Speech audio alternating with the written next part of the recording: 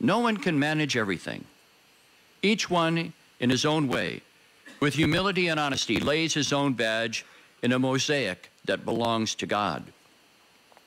In other words, accountability of bishops, marked by synodality, can be shaped in a way that becomes a grounded network of guidance, grace, and support that does not leave the individual leader alone in difficult situations, nor rely on the false impression that the Holy See must come up with all the answers.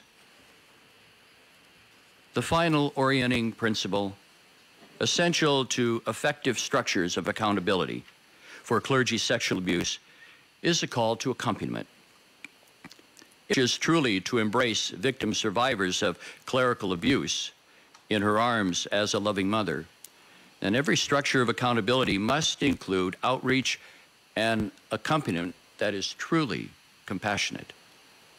Accompaniment entails genuinely attempting to understand the experience and spiritual journey of the other.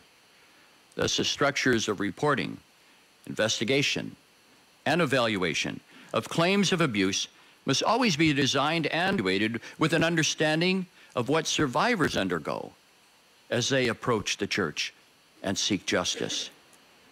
Each instance of a survivor approaching the church, whether he or she is seeking justice, solace, retribution, or peace, is an invitation for the church to genuinely be pietà, marked with tenderness and empathy. Such structures of accountability must also be just and sure, producing sanctions to protect the vulnerable when the accused is guilty, and declarations of innocence when the accused is blameless. The call of the church to accompany victims demands a mindset that categorically rejects cover-ups, or the counsel to distance ourselves from survivors of abuse for legal reasons or out of fear of scandal, which blocks true accompaniment with those who have been victimized. It also demands that we erect structures and legal provisions that manifestly enshrine the duty to protect the young and the vulnerable as their first and overarching principle. Perhaps most importantly, the call to accompaniment demands that bishops and religious superiors reject a clerical worldview that sees charges of clergy sexual abuse cast against a backdrop of status and immunities for those in the clerical state. Authentic Christ-like accompaniment sees all as equal in the Lord, and structures rooted in accompaniment makes all feel and appear equal in the Lord.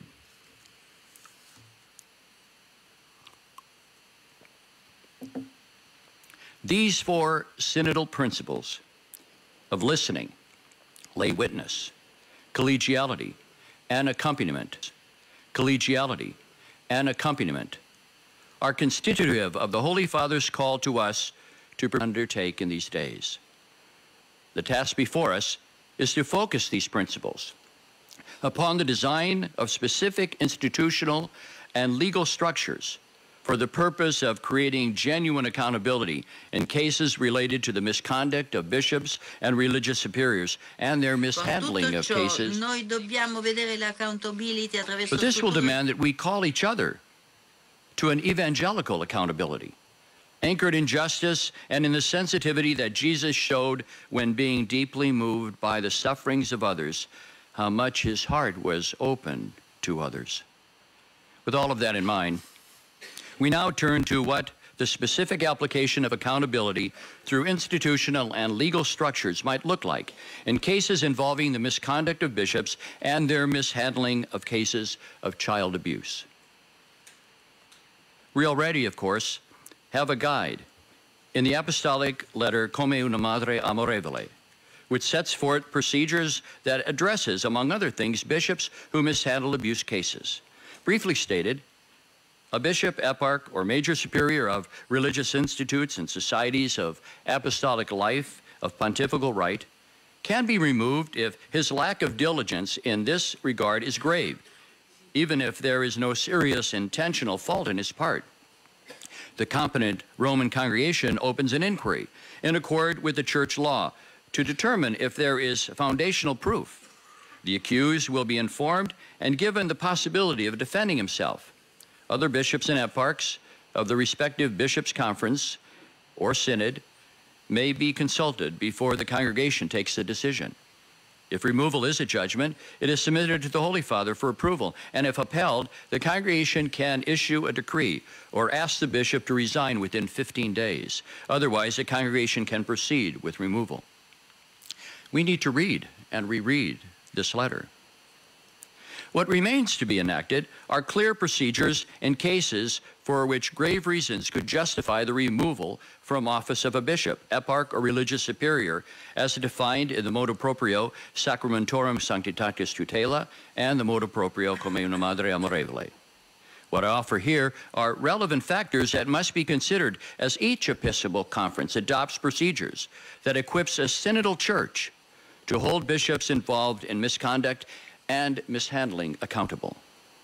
My aim here is to offer a framework that is in keeping with our ecclesiological and canonical traditions in order to spark conversation among ourselves, knowing that there are differences in culture, civil and canonical laws, and other factors that need to be considered, and yet aware of the urgency that we take decisive action without delay. I will group my remarks under 3 headings: setting standards for investigation of bishops, reporting allegations, and concrete procedural steps. Setting standards. An episcopal conference, as episcopal conferences, provinces, and dioceses collegially establish standards for conducting the investigation of bishops, they should involve and consult lay experts in accord with canon law and explore the use of the metropolitan given his traditional role in ordering ecclesial life. All of this should be done without prejudice to the authority of the Holy See. Whenever the civil law requires the reporting of abuse of minors, that law must be followed, and the policies should be made clear in those requirements. Reporting allegations. All mechanisms for reporting allegations of abuse or mishandling of abuse cases against a bishop should be transparent and well known to the faithful.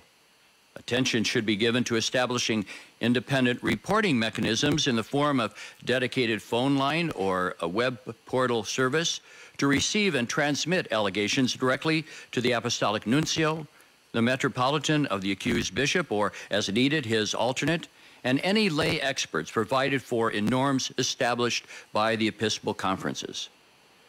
The involvement of lay experts to assist from this point forward is for the good of the process and the value of transparency. Other requirements and procedures for reporting to appropriate ecclesiastical authorities by members of the clergy with knowledge of a bishop's misconduct should also be established. Concrete procedures. In my view, it would be useful to adopt clear procedural steps that are both rooted in the traditions and structures of the church, but at the same time fulfill modern needs of identity to identify and investigate potentially illicit conduct by bishops. While universal laws can be issued by the Holy See with regard to this issue, and the motu proprio Communia Madre Amorevole is the perfect example, episcopal conferences, after appropriate consultation, should consider adopting special norms to address the particular needs of each conference. I believe that our church is best served if the following 12 principles find their way into any proposed legislation in this area. Number 1, victims and their families, as well as persons who report the allegation, need to be treated with dignity and respect and should receive appropriate pastoral care. Efforts should be made to ensure that victims receive psychological counseling and other support, which I believe should be funded by the diocese of the accused bishop. 2, the reporting of an offense should not be impeded by the official secret or confidentiality rules. 3, no person should be discriminated against or retaliated against because based on the reporting of an allegation against a bishop to ecclesial authorities. 4, Due attention should be given to including competent lay women and men with expertise in the process from beginning to end, out of respect for the principles of accountability and transparency that I have noted above. 5, whenever warranted and at any time during the investigation, the Metropolitan should be able to recommend to the competent Roman congregation that appropriate precautionary measures, including temporary and public withdrawal of the accused from his office, be adopted. 6, if the allegation has even the semblance of truth, which the Metropolitan should be free to determine with the help of lay experts, the Metropolitan can request from the Holy See authorization to investigate. The exact nature of the investigation, whether penal or administrative, would depend on the allegations. This request is to be forwarded without delay, and the congregation should respond without delay. 7, after the Metropolitan receives authorization, he should gather all relevant information expeditiously in collaboration with lay experts to ensure the professional and rapid execution of the investigation and conclude the investigation promptly. 8, an investigation should be conducted with due respect for the privacy and good name of all persons involved. This does not preclude, however, the episcopal conferences adopting norms for informing the faithful of the allegation against the bishop at any stage of the process. At the same time, it is important that the accused be accorded the presumption of innocence during the investigation. 9, upon a completion of the investigation, the Metropolitan would forward the acta, including all information gathered with the help of lay experts, along with his votum, if requested, to the Holy See. 10, a common fund may be established at the national, regional, or provincial level to cover the cost of the investigation of bishops with due regard to the norms of canon law for its administration. 11, the competence of the Metropolitan would normally cease once the investigation is completed, but could be extended to assure continued pastoral care or for other specific reasons. The processing of the case of a bishop proceeds from this point according to the norms of universal law. In accord with canon law, the Holy See will either take the case of a bishop to itself for purposes of resolution by an administrative or penal process or other disposition, or the Holy See may return the case to the Metropolitan with further directions as to how to proceed. And finally, of course, unless otherwise established by special law, it pertains to the Roman Pontiff to make the final decision. What I present here is a framework for constructing new legal structures of accountability in the Church. This effort will require steadfast trust and openness in identifying, with the aid of everyone in the Church and with due regard for the diverse cultures and the universality of the Church, the legal and institutional pathways to safeguard young people in a just, compassionate, and robust manner. St. John Paul II spoke to this reality in his groundbreaking apostolic letter, Novo Millennio Ineunte, when he observed that we need the wisdom of the law to provide precise rules to guarantee the participation of all the baptized, that rejects any arbitrariness and is in keeping with our tradition of ordering church life. At the same time, he emphasized, there is a correlative spirituality of communion that supplies institutional reality with the soul. We must move to establish robust laws and structures regarding the accountability of bishops precisely to supply with the new soul the institutional reality of the Church's discipline on sexual abuse. In closing, I want to bring you back to that memorial Mass that I celebrated in Chicago for the children and religious who died in the fire at Our Lady of Angels School.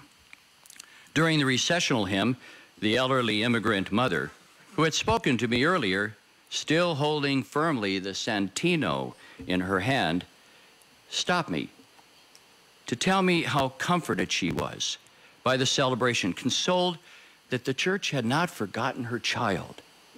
Then she did something quite extraordinary and so very symbolic. She placed the Santino in my hands, entrusting her child to the church, which she recognized as Pietà, a loving mother.